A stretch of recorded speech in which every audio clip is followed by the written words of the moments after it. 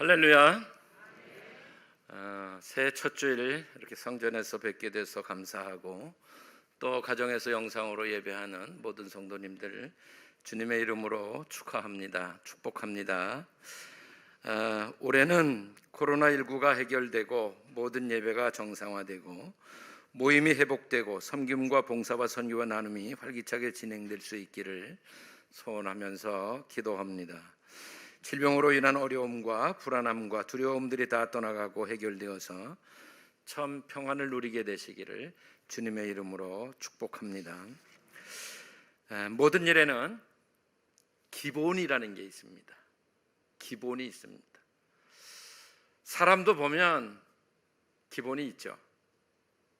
우리가 여러 사람들을 만나면서 지금 살아가고 있는데, 어떤 사람을 만났을 땐 이런 생각이 들어요. 이분은 참 기본이 잘 돼 있으신 분이네. 그런 분을 만나면 어떠냐 하면 그분을 또 만나고 싶어요.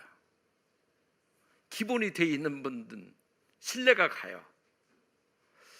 그런데 그렇지 않은 분들도 있거든요. 그런 분 만나면 어때요? 또 만나는 게 부담이 돼요. 기본이 안 돼 있는 사람들을 만나면 언제 사람이 어떻게 변할지, 흔들릴지, 뒤집어질지 이런 것들, 많은 염려들을 하게 돼요. 그래서 기본이 되어 있다고 하는 것은 우리가 사회생활을 하는데도 아주 중요한 문제일 뿐만 아니라 모든 것에 있어서 아주 중요한 문제라고 할 수 있습니다.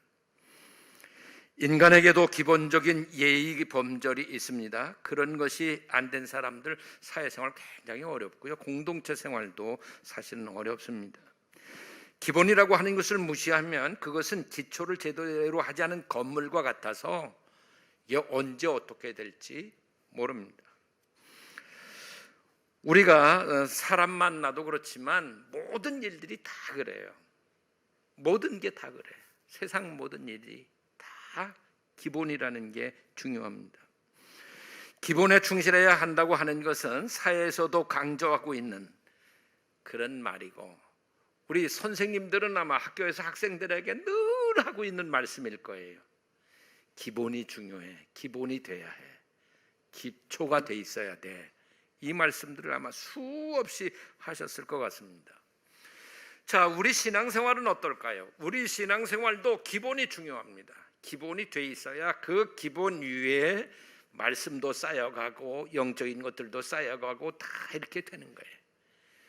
이 기본이 되어 있지 않으면 금방은 막 뜨거워진 것 같은데 어느 순간에 보면 팍 그냥 무너져 있고 흔들리고 낙심하고 시험 들고 이런 과정들을 우리가 보게 됩니다. 그러면 우리가 신앙생활을 하는 데 있어서 기본이 뭘까요? 뭐가 기본이에요? 여러분 생각엔 뭐가 가장 기본이라고 생각하십니까?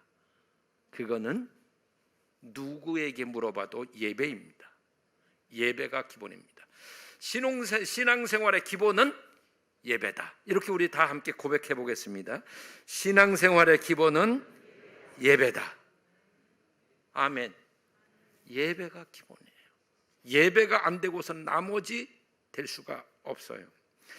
2022년도를 신앙의 기본을 세우고 또 회복해 나가는 그런 기본 중에 기본인 예배를 온전히 세우고 드리는 그런 한 해로 사실 수 있게 되기를 바랍니다. 그러면 예배가 도대체 뭐냐는 거예요. 예배가 뭐예요? 예배가 뭐예요? 예배가 지금 우리가 예배 드리고 있잖아요. 예배 드리고 있는데 우리가 예배가 뭐냐 이렇게 물으면 대답하기 참 어려워. 예배 간단해요. 예의를 갖춰서 절하는 게 예배예요. 뭐라고요? 예, 맞아요. 예배는 예의를 갖추어서 절하는 거예요. 우리가 하나님께 그러면 절하는 방식은 뭘까?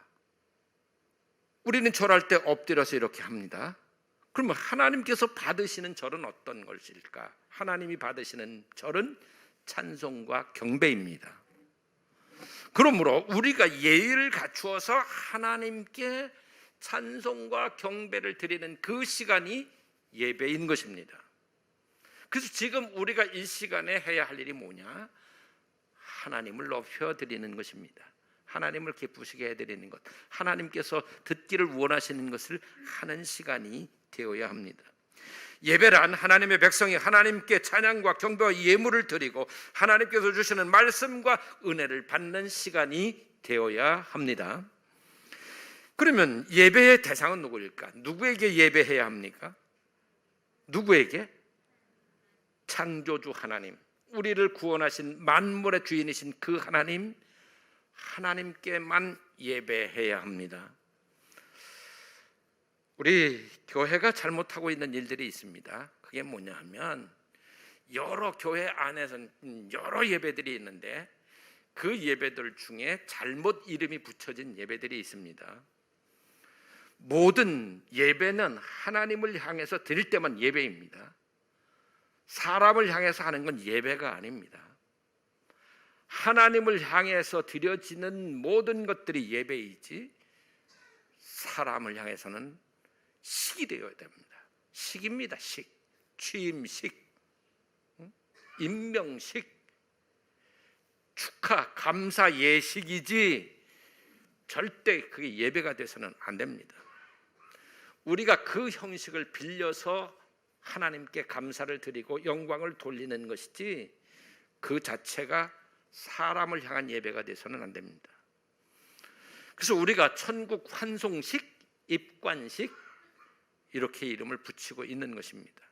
그건 사람을 향해서는 식이 돼야 되고 하나님을 향해서는 예배가 돼야 되는데 우리가 그것을 잘 구별하지 못할 때가 있습니다. 그러나 우리는 이제 분명하게 구별해야 합니다. 예배는 하나님께만 드려야 하고 오직 예배를 받으실 분은 만군의 여호와 하나님 한 분이라는 걸 우리는 반드시 기억해야 합니다. 그러면 누가 예배를 드려야 하는가? 하나님의 자녀된 우리들이 예배를 드려야 합니다. 어디서 예배를 드려야 하는 문제에 대해서 주님은 그럼 어떻게 대답하실까? 우리가 어디에서 예배 드려야 하느냐 하는 문제예요. 수가라고 하는 동네에 주님이 가셨습니다. 그 동네에서 사마리아 여인을 만나게 되시는데 주님께서 그 여인에게 이렇게 말씀하셨습니다. 요한복음 4장 21절에 기록된 말씀인데 우리 같이 큰 소리로 읽겠습니다.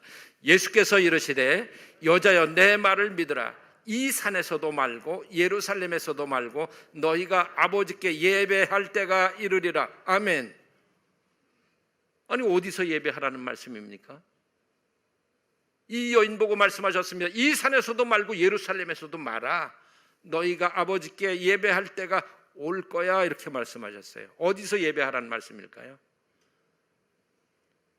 여러분, 저 말씀을 하시던 당시에는 사마리아인들은 사마리아인들 따로 예배드렸고 유대인들은 예루살렘에서 예배드렸어요. 사마리아인들은 예루살렘에서 예배드리지 못했어요.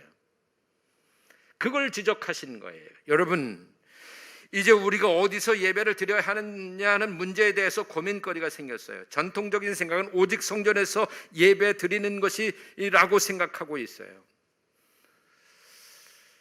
그런데 여러분, 코로나19로 인해서 비대면 예배를 드릴 수밖에 없게 되고 불가피하게 영상으로 예배할 수밖에 없게 되었습니다.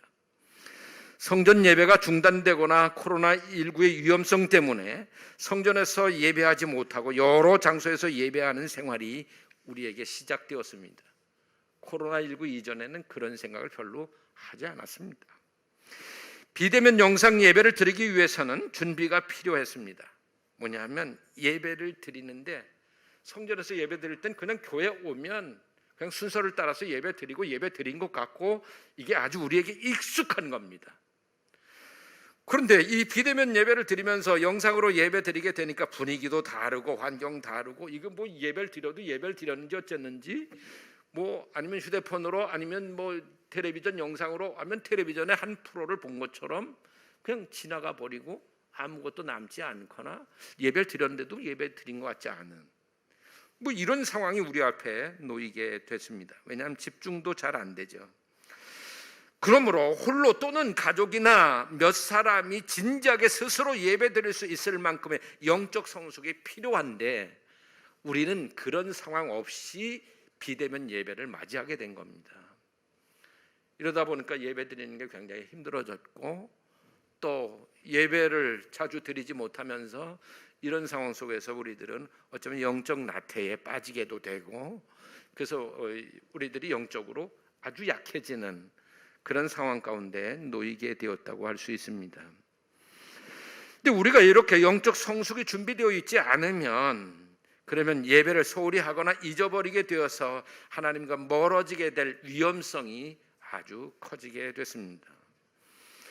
또한 믿음이 적은 사람들이 이런 것들을 핑계로 해서 예배 드리는 것을 소홀히 하게 될 위험성이 우리에게 존재하는 것입니다. 그런데 돌아보면 어떻습니까? 하고 싶은 일 다 합니다. 대부분 다 합니다. 가고 싶은 곳 웬만큼 다 갑니다. 그렇지 않습니까? 합니다. 그런데 우리는 하나님께 예배하는 일만큼은 그것 때문에 갈 수 없다고 하고 그게 위험하다고 생각합니다. 그럴 수 있습니다. 사람이 모이는 것이 위험할 수 있으니까. 그러나 이게 하나님께 예배하는 일에 방해가 되고 이게 핑계가 돼서는 안 된다고 하는 것을 우리가 분명히 기억해야 합니다. 특히 우리는 어디에서 예배해야 하느냐 하는 문제보다 더 중요한 것은 예배하려는 그 마음들이 중요한 것입니다. 주님께서 말씀하신 건 이 산에서도 말고 예루살렘에서도 말라고 하신 그 말씀은 예배자의 마음이 어떠냐 하는 것을 말씀하신 겁니다. 여러분, 어디에서 예배 드리든지 간에 참된 예배를 드리실 수 있고 또 그렇게 드리실 수 있게 되기를 바랍니다. 그러면 장소에 관한 문제에 있어서 우리가 그냥 넘어갈 수는 없습니다. 한번 살펴봐야 되는데 시편 96편 8절과 9절에 기록된 말씀을 보시겠습니다. 여호와의 이름에 합당한 영광을 그에게 돌릴지어다. 예물을 들고 그의 궁정에 들어갈지어다. 아름답고 거룩한 것으로 여호와께 예배할지어다. 온 땅이여 그 앞에 떨지어다. 아멘. 자, 말씀을 보세요. 여호와의 이름에 합당한 영광을 누구에게? 하나님께 돌리는 것이 예배예요. 그러면 그 예배를 어떻게 드려야 되냐? 예물을 들고 그의 궁정에 들어갈지어다. 그의 궁정에서 드리라는 거예요. 그러면 그의 궁정이 어딜까요? 하나님의 집이죠. 하나님의 집이 어디입니까? 성전입니다. 그러므로 우리가 예배의 장소, 그러면 기본은 성전이라는 걸 기억해야 합니다. 어디가 기본이라고요? 성전이 기본이에요. 성전 예배가 기본이에요. 그리고 나서 우리가 다른 장소들, 다른 상황들 속에서 예배해야 할 때 다른 장소이지 하나님의 성전을 무시해도 된다고 하는 말씀이 아니에요. 그 어떤 말씀에도 보면 그의 궁정에 들어가서, 그의 성전에 들어가서 예배하는 것입니다. 그러므로 예배의 장소로 기본은 성전이다 한 것들을 오늘 마음에 꼭 기억해 두시게 되기를 바랍니다. 그러면 왜 예배 드려야 되냐? 왜 예배 드려야 돼요? 우리가 왜? 생각해 봐야겠죠. 하나님께서 하나님의 자녀로 부르신 이유가 무엇일까요? 우리를 부르신 이유가 있죠. 우리가 특별히 예쁘거나 착해서 사랑스러워서 무엇인가 남달라서 죄도 짓지 않고 선해서 또 성결해서 흠잡을 데가 없어서 하나님께 영광 돌릴 만큼 능력이 있어서 그래서 우리를 골라 뽑아서 하나님의 자녀가 되게 하셨을까요? 여러분 생각은 어떠세요? 나는 그래, 그렇게 자신 있게 말씀하실 수 있는 분 계시나요? 아니죠. 우린 그렇지 않아요. 그 누구도. 저나 우리 성도님들이나 할 것 없이 우린 다 그렇게 선하지도 의롭지도 거룩하지도 능력이 있지도 않아요. 그런데 우리를 하나님의 자녀가 되게 하셨고 하나님의 자녀들에게 하나님께서 받기를 원하시는 게 뭐냐 하면 예배예요. 찬양과 경배예요. 그래서 우리는 하나님께 찬양과 경배를 당연히 드려야 돼요. 여러분 이런 생각 한번 해보세요. 우리 부모님들이 자녀들 보고 뭐라 그러는지 아세요? 니들만 잘 살면 돼. 니들만 잘 살면 돼. 우리 신경 쓰지 마. 여러분 젊은 우리 친구들 그 말 고지 듣지 마세요. 그 말 고지 들었다가는요 아버지 엄마한테 혼나요. 나중에 가면. 너네만 잘 살면 된다고. 그 말 믿고 그냥 우리만 잘 살면 된다고 하셨으니까 우리끼리 잘 살자. 그러고 잘 먹고 잘 살고 잘 놀고 잘 그러고 연락 안 하고 안 가고 해보세요. 예? 당장 전화 와요. 왜 안 오냐? 어? 그리고 조금 또 다른 분은 맛있는 거 해놨으니까 먹으러 와라 그래요. 무슨 얘기인지 아세요? 예? 서운하다는 얘기예요. 예? 여러분, 부모님들이 자녀들 보고 너희만 잘 살면 돼라고 말씀하셨다면 거기에 기본적으로 깔려 있는 게 있어요. 뭐냐면 자녀가 부모에게 어떻게 해야 되는지는 말 안 해도 알지, 이 말이 깔려 있는 거예요. 네? 그러니까 우리 저 2층에 있는 젊은 친구들은 부모님이 그렇게 말씀하시거든 고지 듣지 마세요. 고지 들어야 할 말이 있고 고지 듣지 말아야 할 게 있거든요. 나 그거 안 먹어도 괜찮아. 그리고 얼굴 쳐다보시면 드시고 싶다는 얘기로 드시면 돼요. 여러분, 하나님의 자녀된 우리가 하나님께 기본적으로 해야 될 게 있어요. 그게 뭐예요? 연락도 하고 가서 뵙는 거예요. 그게 예배예요. 아멘. 예배가 어려운 게 아니에요. 그분 앞에 가는 거예요. 그분 앞에 가서 그분께 알려드릴 것도 알려드리고, 요번에 저 승진했어요, 뭐 이런 거 알려드리고, 할 수 있으면 능력이 있으면 가지고 가서 이것 좀 한번 드셔보세요. 이거 뭐 어떻게 해보세요. 그리고 엄마 아버지가 준비해 놓은 거 있으면 맛있게 먹고 뭐 또 주시면 받아갖고 가는 거예요. 여러분, 예배가 이거예요. 바로 우리가 하나님 앞에, 하나님의 자녀된 우리가 하나님 앞에 나와서 그렇게 하는 거예요. 성전에서 예배하든 집에서 예배하든 그 마음으로 예배하실 수 있기를 바랍니다. 하나님께서 기뻐하실 찬양과 경배를 드리게 되시기를 바랍니다. 시편 100편 2절부터 4절에 기록된 말씀을 보면 이렇게 돼 있어요. 기쁨으로 여호와를 섬기며 노래하면서 그의 앞에 나아갈지어다. 자, 잘 보세요. 기쁨으로 드리래요. 여러분, 얼굴을 피셔야 돼요. 예배 드리실 때 얼굴 좀 피세요. 근데 지금 마스크 쓰고 계셔서 얼굴을 폈는지 뭐 어쨌는지 잘 구별은 잘 안 돼요, 솔직히 여기서. 그런데 여기서 보면요, 심각한 분, 그렇지 않은 분 다 구별돼요. 그래도 눈이 여러 가지를 말하거든요.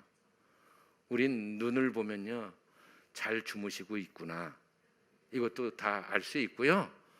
눈을 보면 참 여러 가지를 알 수 있어요.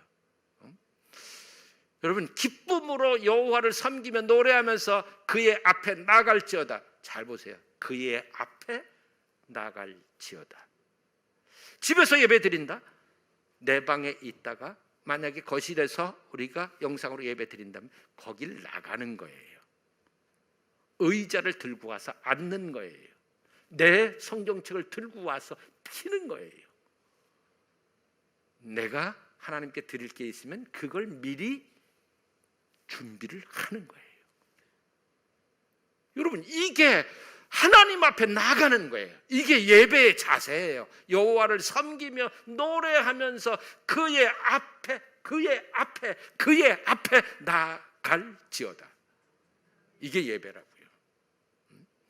여호와가 우리 하나님이신 줄 너희는 알지어다. 그는 우리를 지으시니요 우리는 그의 것이니 그의 백성이요 그의 기르시는 양이로다. 감사함으로 그에게 들어가며 찬송함으로 그의 궁정에 들어가서 그에게 감사하며 그의 이름을 송축할지어다. 이게 예배예요.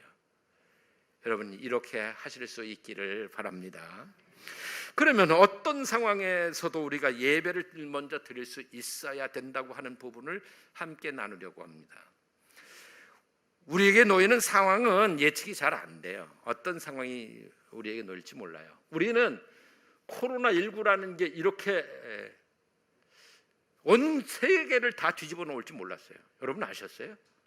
몰랐죠? 전에도 뭐 전염병들은 있었어요. 뭐 메르스니, 사스니 뭐 해서 이런 것들이 있었지만 우리가 이렇게까지 다 전 세계를 뒤집어 놓고 이렇게 오래 갈 거라고 생각하지 않았잖아요. 그냥 잠깐 동안 또 유행하고 어떻게 잡히고 뭐 이러고 말겠지. 근데 뭐 이거는 지금 잡히질 않고 상황이 계속 진행되고 있어요. 아무도 예상하지 못한 일이죠. 어디서 어떻게 나왔는지 정확하게 알지도 못해요. 그리고 언제 끝날지는 더더욱 몰라요. 근데 우리 마음속에 이제 이런 생각이 생겼어요. 무슨 생각? 앞으로 이놈보다 더 센 놈이 나올 수도 있겠구나. 이런 이제 생각이 우리들 마음에 생겼잖아요. 우리 예배에 대해서도 마찬가지예요. 우리 앞에 예배를 편안하게 지금 드릴 수 있는 상황일 수도 있고, 예배마저도 편안하게 드릴 수 없는 상황이 또 우리 앞에 놓이게 될 수도 있어요. 얼마든지.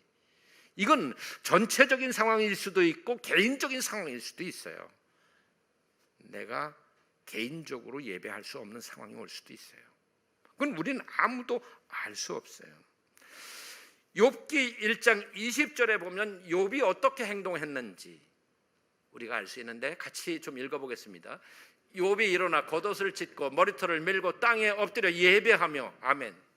여러분, 저 말씀을 보면 욥이 예배 드렸구나. 근데 예배 드렸는데 겉옷을 찢고 머리털을 밀었네. 이런 정도예요. 근데 저 말씀 앞부분의 말씀을 우리가 봐야 돼요. 그게 뭐냐면요, 10명의 자녀가 파티하다가 한꺼번에 그냥 죽었어요. 그 많던 모든 재산들 다 날아갔어요. 그 얘기를 지금 종한테 들은 거예요. 그 얘기를 듣자마자 욥이 한 행동은 뭐냐 하면 하나님 앞에 엎드린 거예요. 예배를 드렸다는 거예요. 여러분, 이게 가능할까요? 기가 막히고 정신없는 일이 벌어진 거예요. 이건 상상도 할 수 없는 일이 벌어진 거예요. 슬픔과 절망이 말로 표현할 수 없는 이 상황이었을 텐데 어떻게 욥은 예배할 수 있었을까요? 욥이 바보였을까요? 나이가 많아서, 그래서 아무것도 분별이 안 되는 상태여서 그렇게 했을까요? 여러분, 어떻게 했을까요? 우리는 지금까지 살아온 인생을 돌아보면 어떤 일들, 정말 감당하기 힘든 일들, 그 일들을 만났을 때 어땠어요? 그때 예배할 수 있었나요? 예배하기 힘들었죠. 예배하는 게 힘들어. 그때는 하나님 원망스럽기만 해요, 어쩌면. 그런데 욥은 10명의 자녀들을 한꺼번에 잃어버리고 모든 것들을 다 잃어버린 그 상황에서 제일 먼저 한 행동이 예배였다는 거예요. 왜 하나님께서 욥에게 갑절로 갚으셨는지를 알게 하는 모습이에요.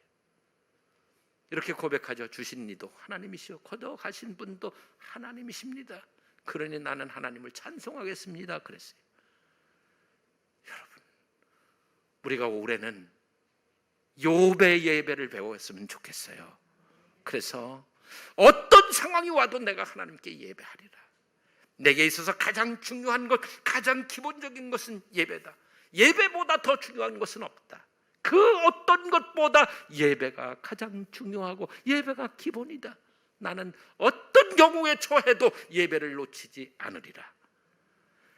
그런 믿음으로 나아갈 때 하나님께서 우리들을 욥에게 축복하신 것처럼 축복하시게 될 줄로 믿습니다.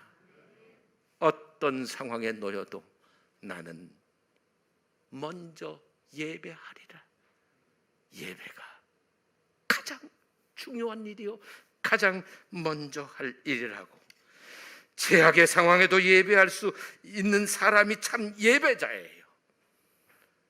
그런 믿음 꼭 되시기를 주의 이름으로 축복합니다.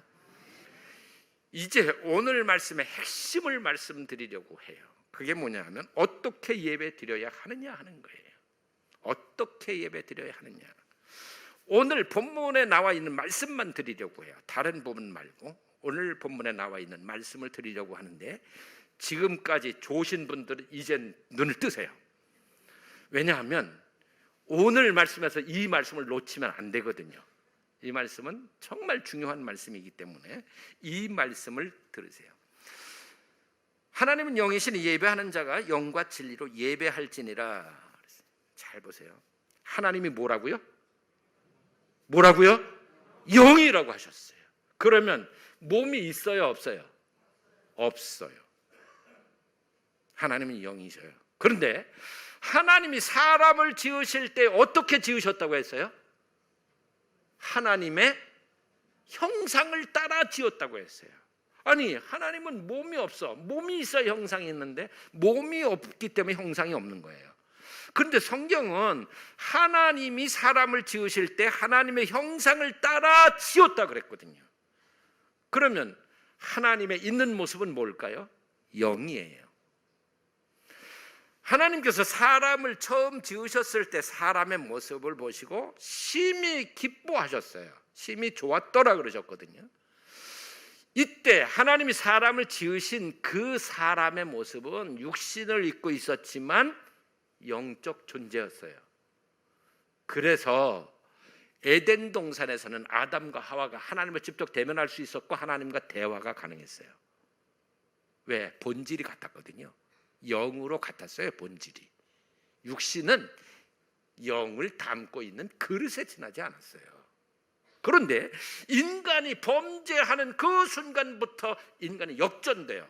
이 역전이 일어나는데 그게 뭐냐 하면 이제 육신이 영을 담고 있는 그릇은 변함없는데 이제 주인이 육신이 돼버린 거예요. 영이 주인이 아니에요. 그래서 그 다음부터는 에덴 동산에 쫓겨난 인간은 하나님과 대화할 수 없었어요. 통할 수 없었어요. 본질이 달라졌어. 영적인 존재로 본질이 같았는데 달라진 거예요. 그래서 예수 그리스도가 오셔서 하나님이신 주님이 오셔서 그분을 영접한 사람들, 그 영이 우리 안에 들어와서 우린 다시 영적인 존재로 회복되는 거예요. 그래서 예배를 드리는 사람의 기본은 영과 진리로 예배하라 그럴 때 영으로 예배한다는 게 도대체 뭐냐? 그건 예수 그리스도를 영접한 사람이 예배자예요. 아멘. 아멘. 예배의 자리에 예수를 구주로 영접하지 않은 사람이 아무리 앉아 있어도 수백 번 앉아 있어도 그 사람은 예배자가 될 수 없어요. 예배의 구경꾼이에요. 그 사람은요. 예배에 나와서 앉아 있어. 10년 동안 나와서 앉아 있을 수 있어요. 그런데 예수 그리스도가 그 안에 없다면, 그가 정말 주님을 내 구주로 영접하지 않았다면 그 예배자가 될 수 없다는 거예요. 하나님 받으신 예배가 아니라는 거예요. 왜? 영적이지 않기 때문에 그래요. 그래서 우리가 영적 예배를 드린다고 그럴 때 가장 기본은 예수 그리스도를 내 구주로 영접되어 있어야 한다는 것. 그 사람이 예배자가 되는 거예요. 여러분은 예수 그리스도를 내 구주로 영접하셨음을 믿습니다. 이렇게 한번 고백해 보세요. 예수님은 나의 구주이십니다. 이게 진짜로 고백될 수 있어야 된다는 거예요. 그래야지 예배자가 되는 거예요. 그게 없는데 찬양을 한다? 그러면 그는 찬양 기술자예요. 그게 없는 사람이 목사가 되었다? 그러면 그는 설교 기술자예요. 하나님께 기뻐 받으실 예배를 드린 영적 예배를 드리는 자가 아니에요. 그래서 우리가 예수님이 내게 영접되어질 때 우리가 영적 존재로 회복되어서 그때 온전한 예배를 드리고 하나님께 예배하는 게 기쁨이 되고 감사가 되고 충만해지고 예배를 통해서 새 힘을 얻고 위로를 얻고 치유를 받고 이런 역사들이 일어나게 되는 겁니다. 그렇게 되시기를 바랍니다. 그럼 진리로 예배한다고 하는 것은 도대체 무엇을 얘기하는 걸까? 진리로 예배한다. 여러분 뭐예요? 진리가 도대체 뭐예요? 진리로 예배하는 건 어떻게 예배해야 되는 거예요? 잘 보세요. 예수님이 말씀이셨어요. 요한복음에 말씀하죠. 말씀이셨는데 예수님이 성육신 하셔요. 그걸 성육신, 육신화 된 거예요. 그래서 예수님이 공생애를 사시는 3년 동안 전하시는 것은 다 인간적인 얘기가 아니야. 다 진리의 말씀입니다. 아멘. 왜냐하면 예수님 자체가 진리야. 말씀이셨어요, 예수님이. 근데 성육신 된 거예요. 그래서 예수님에서 입에서 나오는 모든 것은 인간의 말이 아니라 말씀, 진리였던 겁니다. 그래서 우리가 예배할 때 어떻게 예배해야 되느냐? 어떻게 예배해야 되냐? 예수님을 영접한 사람들은 진리가 그 속에 들어온 사람이에요. 그래서 우리는 이제 진리인 말씀이 우리 안에 들어와야 되고 계속 들어와야 되고 그 말씀을 통해서 하나님께 예배를 드려야 되는 거예요. 이 시간은 예배 시간은 하나님의 말씀이 선포되는 시간이고 우리가 그 말씀을 받는 시간이기도 해요. 근데 여러분, 하나님께서 예배 시간을 통해서 이 말씀이 증거될 시간을 주신 것은 하나님의 말씀을 선포하라고 주신 시간입니다. 목사에게 준 시간이 아닙니다. 만약에 장로님이 설교하신다면 장로님 시간이 아닙니다. 반드시 하나님의 시간이어야 하고 그 시간은 말씀만, 진리만 선포되는 시간이어야 합니다. 그런데 너무나 많은 강단과 너무나 많은 설교 시간이 인간화됐습니다. 그래서 말씀이 증거되는 그 시간이 진리가 선포되어야 되는데 진리가 선포되는 게 아니라 너무 혼합된 이런 진리 아닌 것들이 선포되고 있는 것이 현실입니다. 그래서 예배 시간, 하나님께 드려지는 이 말씀이 선포되는 시간은 오직 진리, 하나님께서 주신 말씀만 증거되어야 되고 그 말씀이 선포되고 그 말씀이 해석되어야 되고 그 말씀이 우리 안에 육화되어야 합니다. 그래서 그 말씀이 우리 안으로 들어와서 예배 시간을 통해서 받은 그 말씀들이 우리 안에 들어와서 그 말씀이 우리의 삶으로 이어져 나가야 됩니다. 이게 육화예요. 말씀이셨잖아요, 주님이. 그 말씀이 육신이 된 거예요. 그래서 주님이 오셔서 하시는 모든 말은 진리였어요. 이제는 우리가 그걸 해야 되는 거예요. 예배 시간을 통해서 하나님의 말씀을 받고 이제 우리가 그 말씀이 우리 속에 들어와 육화돼서 나타나야 되는 거예요. 우리의 육신을 통해서 나타나야죠. 그래서 집에 돌아가서 당장 말씀이 육화돼서 나타나야 되는 거예요. 내 가족에게, 남편에게, 아내에게, 자식들에게, 부모에게 이게 육화돼서 나타나야 돼요. 이게 온전한 예배가 드려진 겁니다. 그래서 진리로 예배 드리는 거예요. 근데 우리는 지금까지 어쩌면 예배 시간에 그렇게 하지 못했을 수 있어요. 그거는 목사들의 책임일 수도 있어요. 상당 부분 죄송한 마음이 들어요. 이제 우리 하나님께서 기뻐 받으실 예배 어떻게 드려야 되느냐? 영과 진리로 예배 드려야 한다. 그래서 여러분 말씀 시간에 다른 거 엉뚱한 거 기대하지 마세요. 재미, 쇼 이런 거 기대하지 마세요. 여러분이 예배 시간은 진리가 선포되는 시간이어야 한다는 것, 그것만 기대하세요. 그래야 합니다. 그 예배가 참된 예배입니다. 로마서 12장 1절에 기록된 말씀을 같이 읽으시겠습니다. 그러므로 형제들아, 내가 하나님의 모든 자비하심으로 너희를 권하노니 너희 몸을 하나님이 기뻐하시는 거룩한 산제물로 드리라. 이는 너희가 드릴 영적 예배니라. 아멘. 영적 예배, 영적 예배가 뭐냐? 너희 몸을 드리라는 거예요. 말씀드렸죠. 우리의 몸은 영을 담는 그릇이라고 말씀드렸죠. 여러분, 진리가 육화되지 않으면 우리의 몸을 거룩한 산제물로 드릴 방법이 없어요. 어떻게 드리겠어요? 드려줄 수 없어요. 그러므로 우리의 몸을 드리는 것은 이제 진리가 우리 안에 들어와서 우리의 육신에 통해서 손으로, 발로, 눈으로, 입으로 나타나야 되는 거예요. 삶의 자리로 돌아가서 그게 드릴 영적 예배라는 거예요. 그러니까 성전에서의 예배만 예배가 아니라 우리의 이 삶이 예배가 될 때 그 예배가 영적 예배가 돼서 하나님께서 기뻐 받으시게 될 줄로 믿습니다. 여러분, 이제 말씀을 마치려고 합니다. 성경에 보면 예배를 실패했던 실패자들이 있었습니다. 그 사람은 가인이었습니다. 최초의 살인자가 됐습니다. 사울 왕도 예배를 실패한 사람이었습니다. 그도 하나님의 좋은 평가를 받지 못했습니다. 근데 예배를 참 하나님께서 받으시도록 드렸던 사람이 있었습니다. 그 사람이 누구냐 하면 아브라함입니다. 아브라함은 옮겨가는 곳마다 제일 먼저 한 일이 있었습니다.